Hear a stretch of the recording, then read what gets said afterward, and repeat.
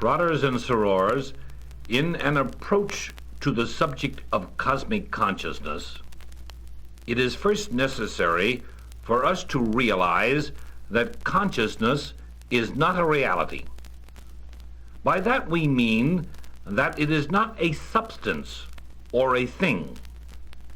To better understand this, we may say that consciousness is a condition which arises out of something else. Since it is but an attribute, consciousness does not have an independent existence. The principal function of consciousness is response. It is the response which a living thing has toward its environment. It is also the response which every animate thing has to its own inner action or being. A single word will give us a better understanding of this response and of the nature of consciousness. That word is awareness. Brothers and sorors, how developed is your awareness? How much do you respond to your environment? Let us try a simple exercise. It may reveal the answer to you. Relax and place your hands unclasped loosely in your lap. Now close your eyes. When you hear the gong strike once, you will open your eyes. At that time, you will look about and quickly observe your surroundings. Ready?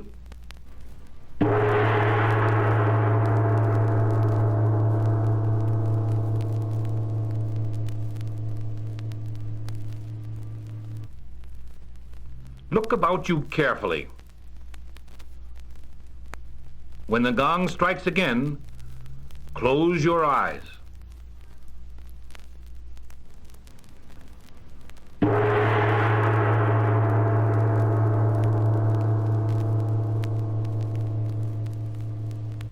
Now, with your eyes closed, how much can you recollect of what you saw? How developed was your awareness, your state of consciousness for that brief interval?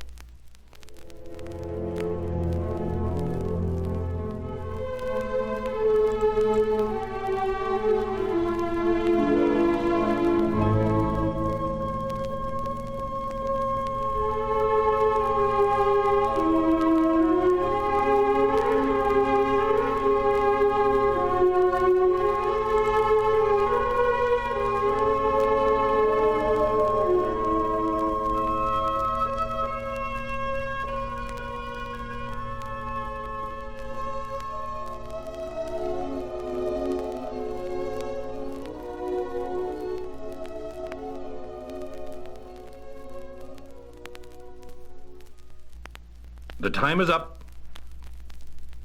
Open your eyes again.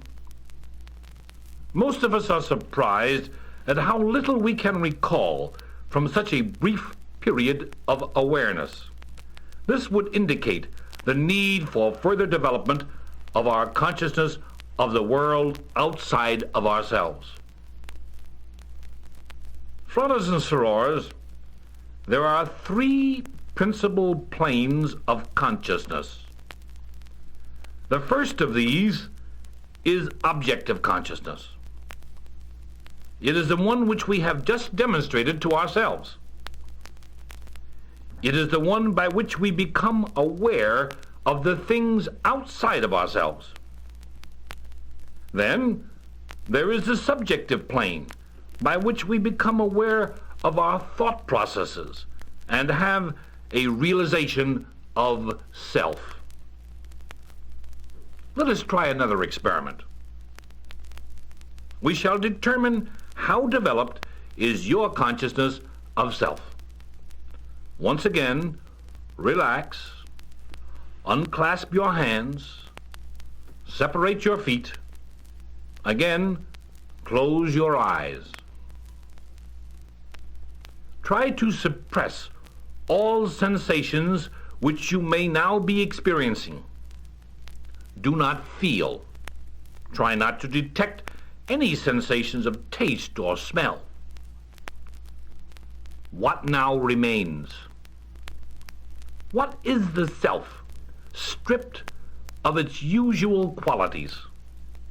Try to isolate your idea of self. What is it that is really you? Turn your consciousness inward. Reach deep, deep into your being. Let there be just self, self, self.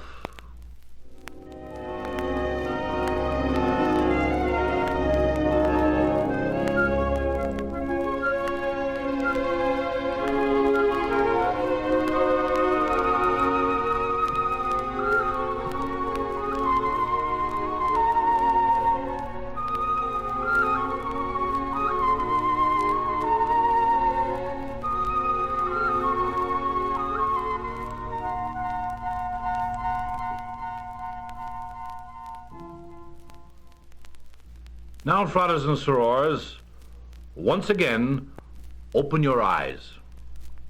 From this experiment, you came to know how close, yet how distant, self really is. It is the most intimate thing in our lives, and yet the most unknown to us. Only through such exercises as this will true self-consciousness in the mystical sense be developed. To the mystic, the consciousness is like a lens used for optical purposes. The more perfectly the lens is ground, the more efficient it is for either collecting or projecting light. To the mystic, God, or the cosmic, is like the sun in that it is a great source of light, of the greater light, of knowledge and illumination. Therefore, the more we develop the consciousness, just like grinding and shaping the lens, the more of the light of God and the cosmic do we attract to ourselves. As we develop the consciousness, we, like a lens, are capable of collecting from infinity mystical light that otherwise would be beyond mortal discernment. Brothers and sorors, no human mind could adequately define the cosmic because no such mind could embrace all of its attributes. However, certain aspects of the nature of the cosmic man has learned. These we must know if we are to strive for cosmic consciousness, which is the third and highest application of our mortal consciousness. First, we must know that just as there is life in animate things, so too there is a universal vibratory force which pervades all being, whatever its form or expression. This universal vibratory force has a sympathetic relationship with all things. You may prefer to call this universal creative impulse God, the supreme being, or cosmic. That which has mind has consciousness. So the great universal or cosmic force has a consciousness. This cosmic energy and its consciousness are in every cell of our being. We cannot know the divine or cosmic consciousness by any method of just perceiving it as we would some object, or by merely reasoning about it. One must be in sympathy with the cosmic consciousness within him.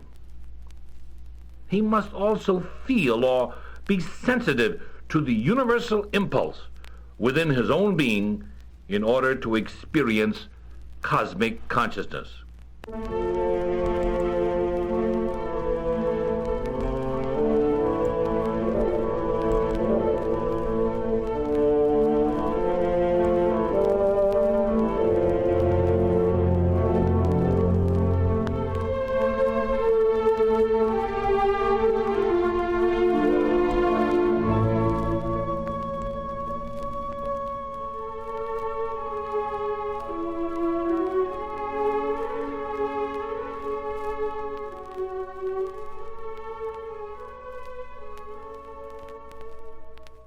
Let us continue with the other side of this recording.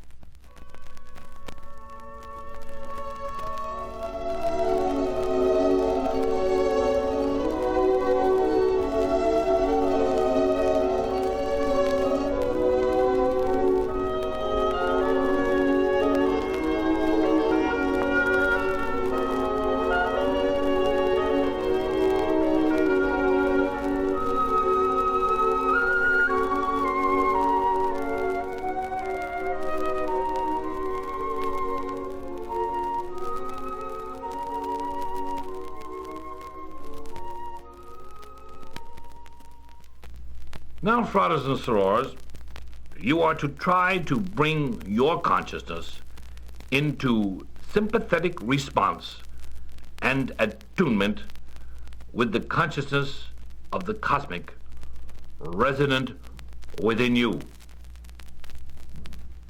Close your eyes and visualize what shall be related to you. Think of a small dot in space, about 1/2 inch in diameter. We shall say that this dot is the universal force and mind. Have you formed the dot in your mind?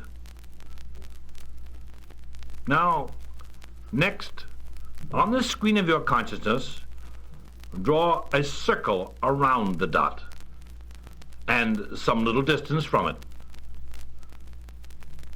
This, we shall say, represents the highest plane of consciousness. It is the consciousness of the great universal mind.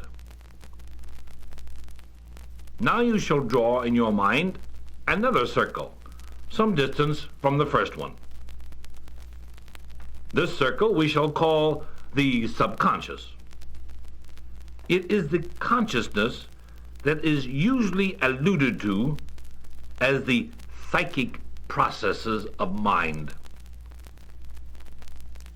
Beyond that, then, you shall draw still another circle. Do not lose sight of the first one with the dot in the center, nor of the second one. The third one you draw represents the lowest plane of consciousness, lower in its vibratory nature. It is the objective consciousness. Through it, you realize the mortal world. Do you visualize these 3 circles? Actually, their effects are related. Hold them clearly in mind for a moment, each one above the other, the first with the dot being the highest.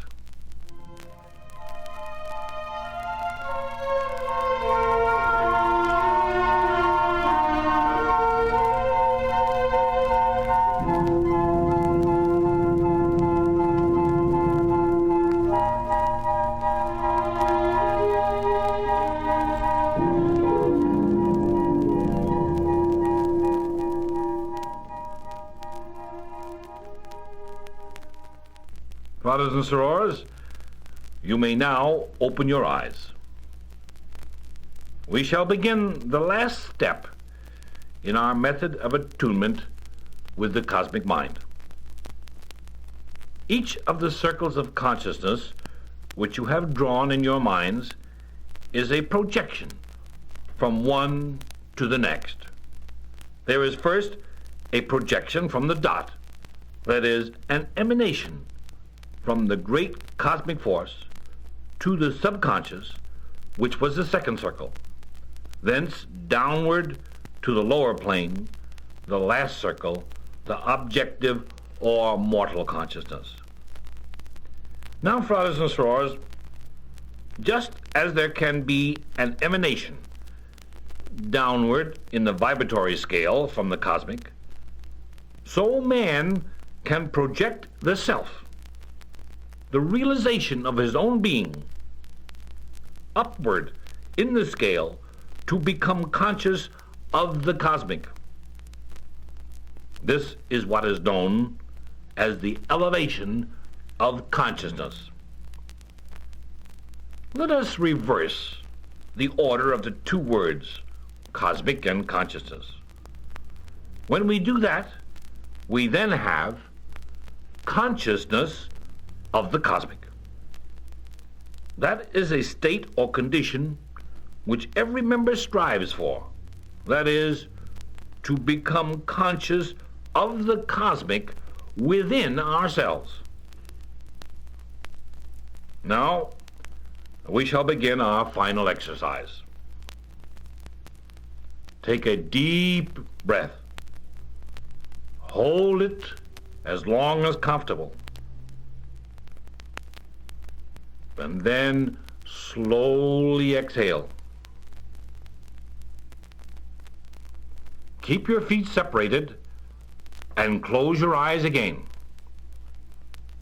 First, we shall begin with a simple process of purifying our consciousness.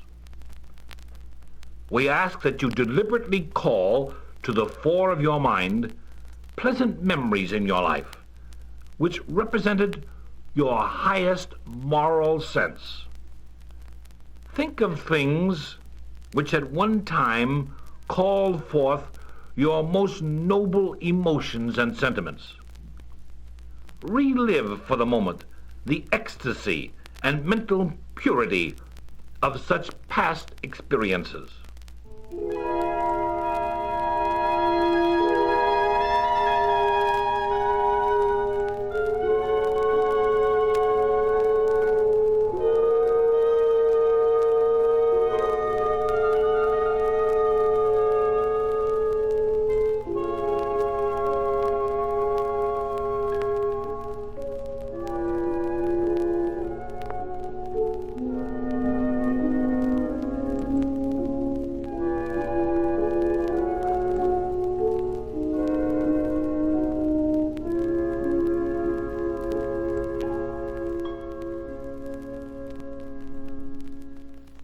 Next, brothers and sisters, you will conceive yourselves as being a point of light, like the flame of a candle, for example.